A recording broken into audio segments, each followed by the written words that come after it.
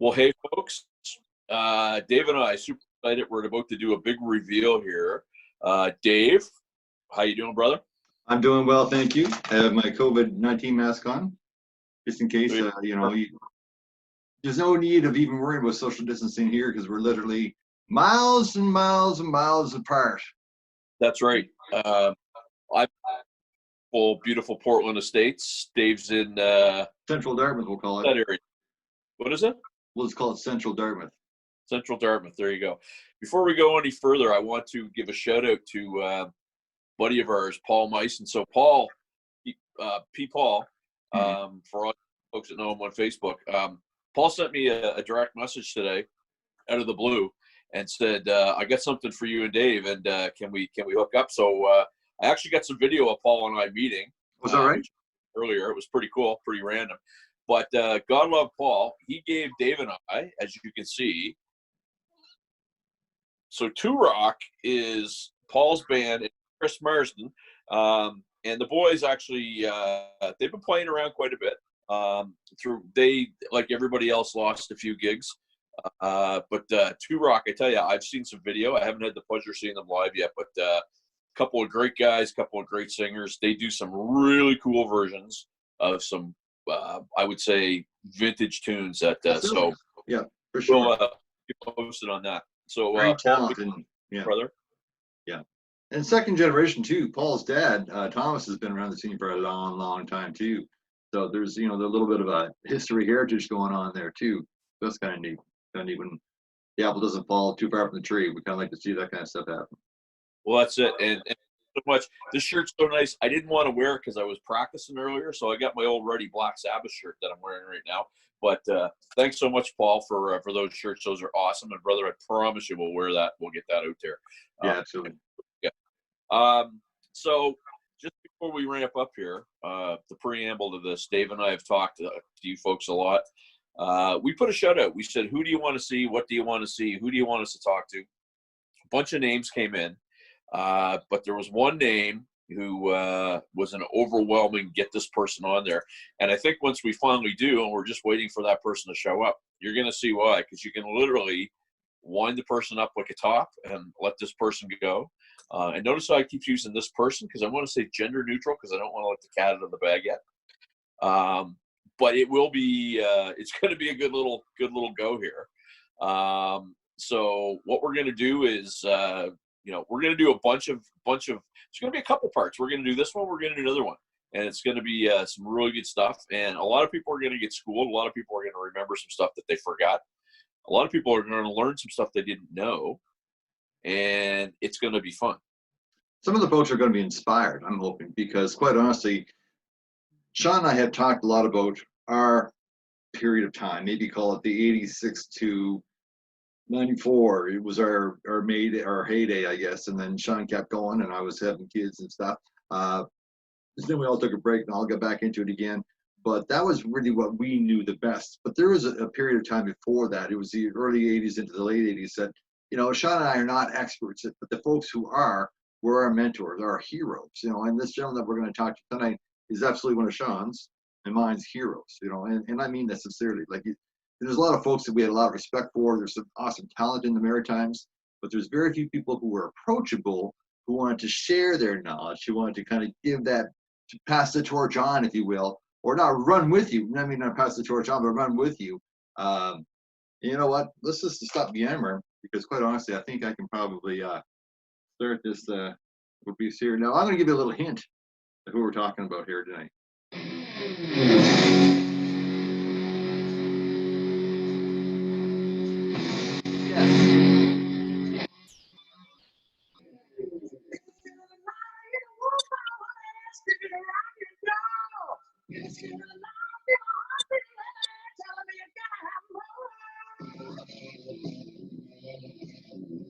Yeah.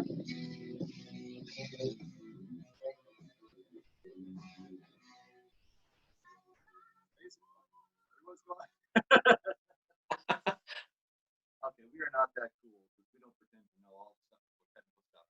But you can see by that leather-clad, handsome man there that we're going to be talking to none other than Jackie Smith. So, Jack Smith. audio's happening, I think. There you go. We're a big budget program here. Yeah. Can we ask for gift cards? It's not a. If Sean and I ask for gift cards to fund our page, it's not a scam. Okay. It's real. Your power bill, maybe. And again, how are you now, Jackie Smith? Can you hear us?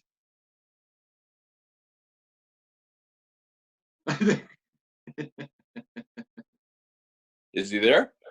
He was there. I think he's finishing. I'm here. You there? We are here. I gotta see you. There you are. There he is. Oh my gosh. What's up? How are you doing, brother? I'm doing all right. Man, your ears must be burning. We were just singing your praises. Holy mackerel. There's no praises, man. Stop it. There's no praises. So There we go. who wouldn't know Jackie Smith in this page is what, 650 members today, something like that. I don't think there's one person here who wouldn't know the name Jackie Smith and Razor Boy. I don't think there's one. But if there's not, if you're new, this is the living legend in maritime music history, in my, in his, and 650 other people's opinion. So Well, when you're pointing down on my screen, you're pointing down to Sean, so we must be talking about Sean. Well, no. I mean, Jack, we talked about this before. We used to call you the godfather of the scene, bud, because you used to get, you're a bastion of knowledge, which we're going to see here in a second, but always quick to help out, always quick to give people a hand, let people open for you, all that stuff. So without further ado, let's just get rolling here. Let's hear some stories from Jackie Smith. Where do we want to start, boys? Oh my God, I don't know where to start, buddy boy. start at the beginning, Jack. So you and I talked a little bit earlier on the phone about what we might talk about, and I was kind of surprised to hear you were kind of a super fan yourself. I kind of thought you kind of were born a rock star. I didn't know that you were kind of a fan first. But you said that you were 19 years old, and you started going to the bars and watching these other bands play. Who did you go see? When I was 19, oh my God, 19, I couldn't wait to get into the Matador. And you guys are just young fellas, so you might not know the Matador. So my history would be after the Matador, which would become Lucifer's, then Lucille's, and then the Crazy Horse. Mm-hmm. That's where you guys would come in. But at 19, I looked like I was 12. And I went in to sit at the very front table and have my Coke. Didn't realize I was supposed to tip the girls. I thought you were just supposed to look at them. And I was looking at show bands back then, and it depends on the age of people, but back then the big bands were Midway, True Reflection, Spectacle, and these guys come out and like they were 9-piece. They had tuxedos on, and they do a whole set of Jesus Christ Superstar, and so that's I just kind of sat there and drooled, and forgot to look around that I was there to supposedly to pick up. So drop some names, Jackie. Now those names, Spectacle, and I heard that name. Who are some of the guys that would be in those bands that we might know today? Geez, I don't. Well, Chico was with Midland, and Chico's like one of our big cab drivers now. I wouldn't. These guys would, like, you call me the Godfather.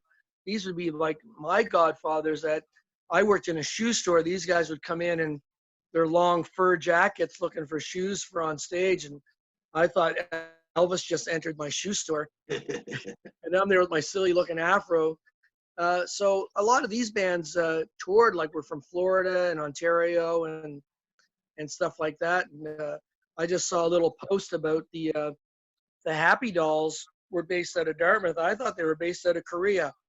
So that's how out of touch I was. So then I discovered Dana Westall and Titan and Dave Roberts.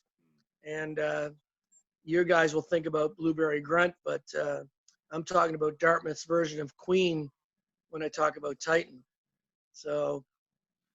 And you said they did a Queen medley, is that right? Yeah, they did a Queen medley, and they did it amazing.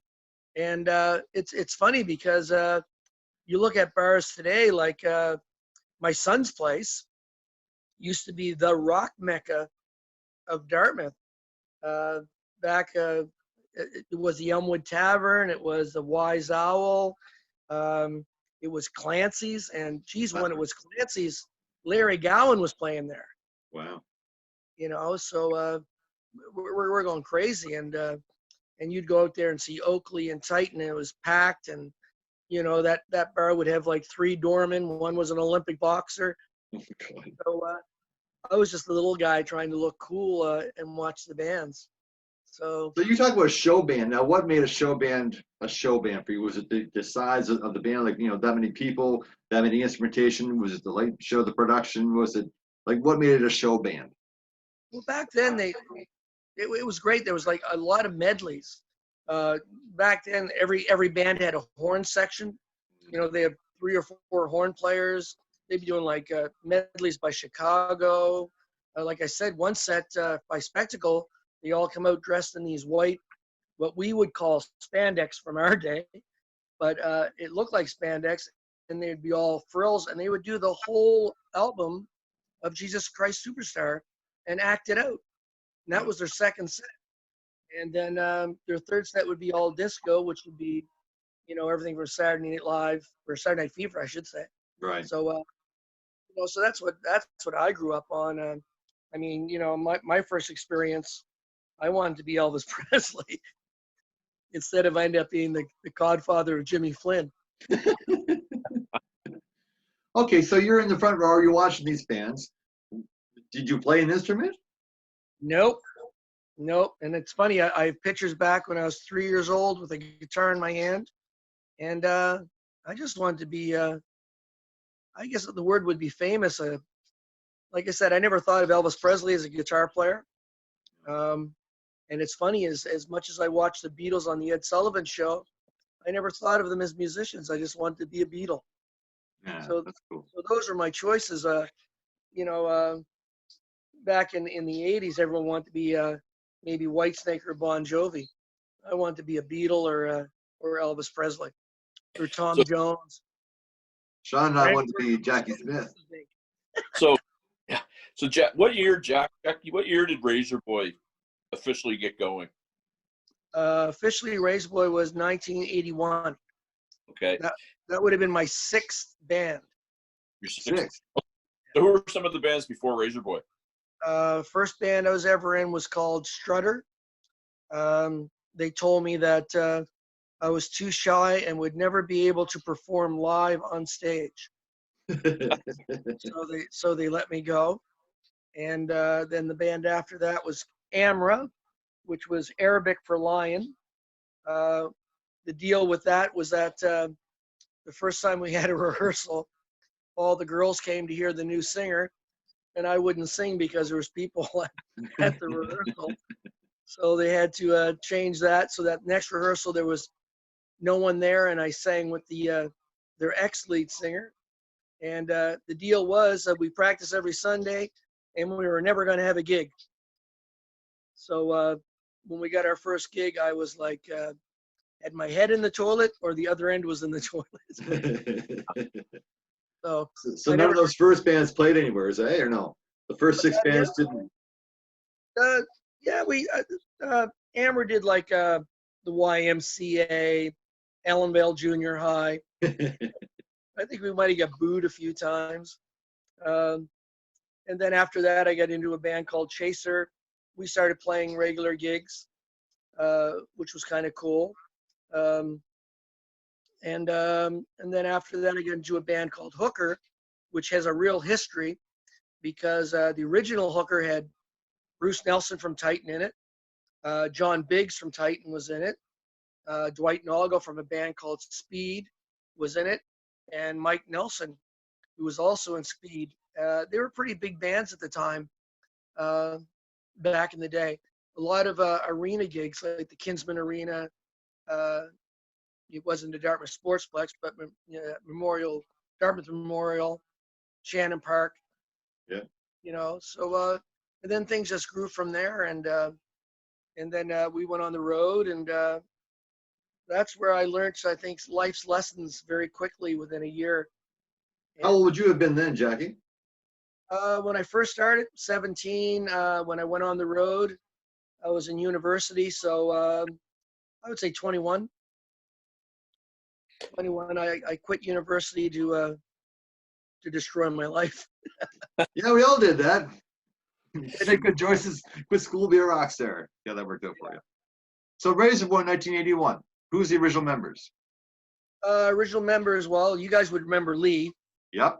Lee Dimbert. He was our first guitar player, and me and him actually met at Hayes and Horseman's office. So there's not enough I can say about Hayes, and I got so many good and bad stories. Hayes, but he was the king of the agents back in that day, and he got a band from Newfoundland called Hooch that had Frank McDonald on drums and Lee on guitar, and I had Steve Richard and Hooker with me. We met and we grabbed a couple of guys from St. John, New Brunswick. Brian Thomas was on bass, and we just I think we might have been one of the heavier bands because we did a lot of Montrose, Sabbath, Rush, Led Zeppelin, Purple. Wow. A lot of people might not know who Montrose was, but Sammy Hagar was the lead singer. And to me, Ronnie Montrose was the before Alex Van Halen. So something to look up. Montrose, great band. Yeah. So with that repertoire, Jack, how much were you able to play around town? Actually, to tell you the truth, not a lot. We went to a lot of jams. We were more of a punk band than anything. So we all wore baby dolls on stage. We wore a ton of makeup, and we had to find our direction, and we were lost. Yeah. We were lost. I remember when we went across Canada, we left here playing Billy Joel, You May Be Right, wearing blue shirts and pink pants, played Quebec, and the audience looked more like a band than we did.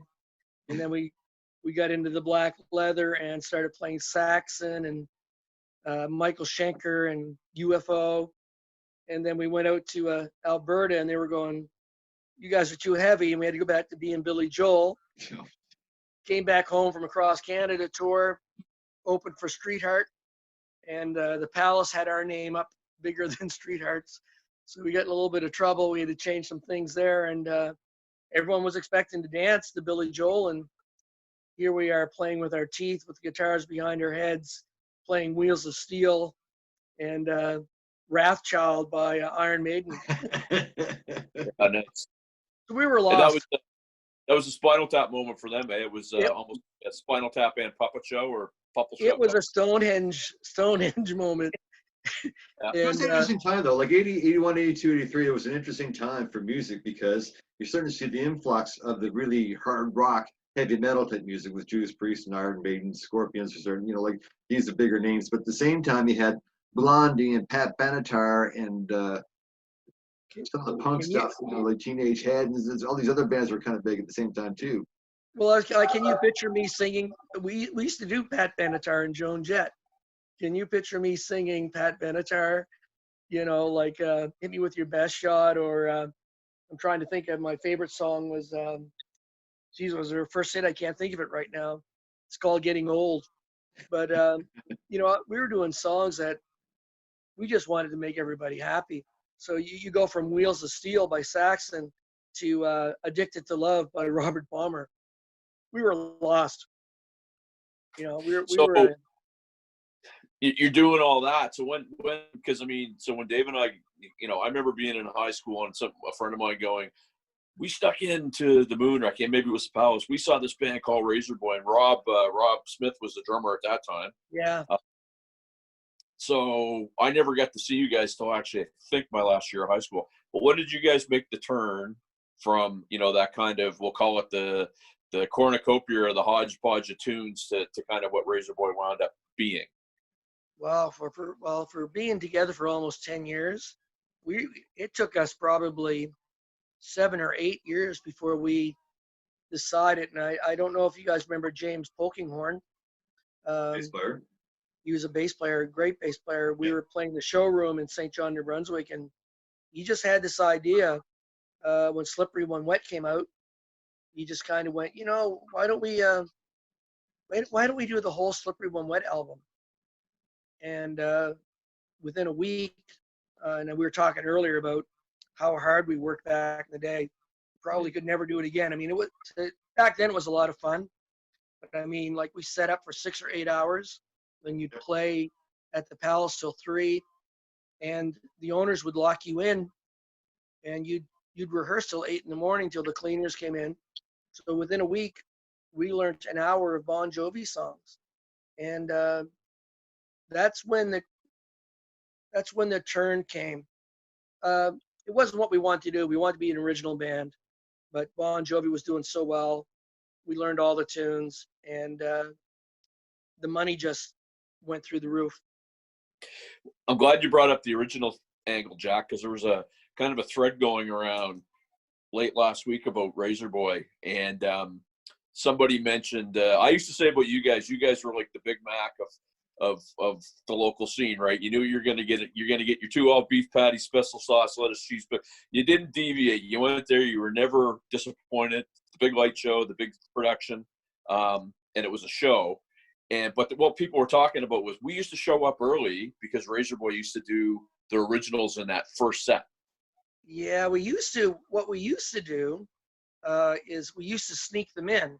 Yeah. And we wouldn't tell people they were originals, and we would throw a few songs in, like and it's funny.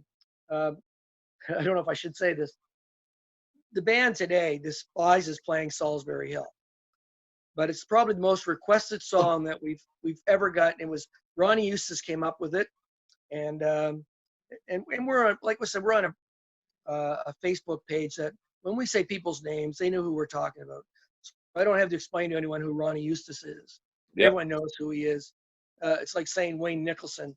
I don't have to explain to you who Wayne Nicholson is. But anyways, Ronnie came up with this idea, and he picked Salisbury Hill by Peter Gabriel, and he picked It's the Singer, Not the Song by Survivor. So we learned these songs, and we didn't tell people who they were by. And we mixed our own songs in with them. And people would come up to us and go, I love that song you guys do that you wrote, It's the Singer, Not the Song. I just would say, well, thanks, man. It's appreciated. And we would put our songs, and we would mix them in, but we were all over the place. Once we started doing the hour of Bon Jovi, and then we decided to do the hour of Whitesnake. Yeah. You know as well as I do, at 10 o'clock, a lot of bars were empty. So any new songs we were learning, any of our originals, we said, let's play them when people aren't drunk and stupid. And they're actually sitting down, listening. And we had 7 original songs, which we threw in with Salisbury Hill and the Survivor. I remember Hideaway, Power of the Night. Yeah, Power of the Night, Hideaway, Strange Behavior, Love on the Line. We had a bunch that we like to put in. And the good thing about Razor Boy is that we had 2 lead singers. Because Lee, I don't know if you remember Lee's voice, but Yep. To me, he sounded like Dennis DeYoung from Styx. And it was very intimidating for me because I was the main rasp. I gargled with the razor blades before I went on stage, and then he'd go on and sound like a bird singing. But we split the originals, and then, like I said, once everyone got drunk, it was party time. So we just decided to. We had some good people that came out and liked the originals. You guys probably know from writing, it's hard to. You're your own worst critic. You never think your own stuff is good enough. It's true, and you get it in your head that you're being paid to perform cover songs. That's why people are there, and you don't want to throw in your own songs. You take off the bar owner and and all the other jazz. I don't know how Sean many and I both times. played in all original bands. So Sean did it with Jack Weather, I did it with Slovan. That's all we did with original music. We didn't do any covers, and it was hard to find gigs. In the early '90s with that. You probably find that too, Sean. You guys had to move away. Still is. I was going to say almost impossible, and you're lucky you're talking the 90s and not the 80s, because I used to have a spiel. I mean, we had to play Old Time Rock and Roll by Bob Seger so many times, and that's all you ever heard Nowadays, it's Sweet Caroline, Brown Eyed Girl. Back in my day was old time rock and roll. And I would stop, and I'd probably upset some people, and I would go, you know what? Bob Seger didn't make it playing Stairway to Heaven and playing Beatles songs, and he had to go out and write Turn the Page, and if you didn't like it, he was going to play it anyways. So for all those original bands out there, I give them kudos for what they do. I found, there was a big band back in the Misty Moon days. You probably remember Cleveland. Yeah. Very well known for coming out. They had an album out, a couple of albums out, but everything was someone else's material. And they drew well. They had a great show. They would be a show band. Mm-hmm. They painted their faces. He looked like Mick Jagger. He acted like Mick Jagger. And then they'd go into the Doors, and he'd look like Jim Morrison. They'd do Janis Joplin. She looked like Janis Joplin. But I have 3 of their albums, and all 3 of their albums are other people's material. And to open for those guys was okay because we were a cover band too. But then you find out as a cover band, you don't get to open for original acts. And if you remember, Journey just played Alderney Landing a couple of years ago. Mm-hmm. And I was all excited because Razor Boy was supposed to open. Well, we're a cover band. How does a band come out and compete playing all their own material? Now, Journey has no problem doing that. But let's say a band like Saga. I'll talk to you and say, I love Saga. Name me 3 songs. You two can name me 3 of their songs, but a lot of the general public can't. So how does a band who's going to play Jump by Van Halen, Here I Go Again by Whitesnake, You Give Love a Bad Name by Bon Jovi, open for a band that is incredible, but no one knows their material? That's a good point. I never thought of that. Perfect example, Rush. Is there a better band in the world than Rush? Nope. No. Is there better bands than Yes or Genesis? Nope. But would I rather go see Kiss? Yep. But that's my point of view, right? Yeah. I like the show. Well, that's kind of where things are going now too, with American Idol and all these different things. Everything's a reality TV show. Like I'm fully convinced at some point in time we're going to see a reality TV show across the street, and it's going to be like a Frogger sort of thing. Where do they get there? Do they not? I mean, it gets silly after a while. That's kind of how people are wired, right? 1, maybe 2 tunes. The rest of the album's a throwaway, and you can't even really make money off recorded albums anymore. Well, no, and if you listen to, I just made a post a little while ago. There was a band called Knucklebones back in the day, and I was talking to a record rep, and I revisited the CD. I mean, my buddies are on there, J.R. Matson, Tony Nader, Andy Jeffrey. Andy Jeffrey. These are my buds, and I revisited the CD lately because I've been going through stuff, and I listened to it and I went, man, if they had just re-recorded that album with the last song first and the first song last, I think they would have went somewhere. So I actually made a post about that because it's great. And I talked to these record reps, and they would say, yeah, we drive around our cars, we throw it in our cassette deck or our CD player, and if it doesn't catch our attention within 30 seconds, it goes in the back seat. So we know how many albums we bought for 2 or 3 songs. Yep. If you bought a Loverboy album and the first song's Turn Me Loose, you're going to love that album. If you hear something else, you might not listen to the rest of that album. So how many songs or albums do we own that we listen to 2 or 3 songs on it? Now you have to get a CD with 18 hit songs. Now you're bang on. And I tell you, Slippery When Wet was an anomaly. Yep. That didn't happen. Chris, yeah, look at Boston. Yeah. Don't look back. These guys, Kansas, Carry On Wayward Son. If you were a musician, you listen to the rest of the album. If you were general public getting drunk on a beer, you might not. In the old days, if you didn't do acid, you never knew who Pink Floyd was. Yeah. You Well, know? I'm glad you brought up Slippery, because to this day, Slippery Than Wet side 2 is more of a favorite to me than side 1. And I'm maybe a weirdo there, but yeah. I really like the second side of that album more so than the side. Listen, Hotel California, when it was one of the biggest albums ever to come out, second side has Wasted Time on it. I think that's one of the best songs I've ever heard. And once again, it comes down to being overplayed and stuff like that. I'm now a karaoke host, so I'm a prostitute now. So I got people coming up now, and they want to sing Hotel California, and I'm going, okay, there's a long intro and a long outro, and you're going to stand there with nothing going on. There's no drummer, no guitar player doing a solo. It's just like someone's going to get up and go sing Tequila, or someone going, hey, can you sing Wipeout? Hey, I know all the drum parts, man.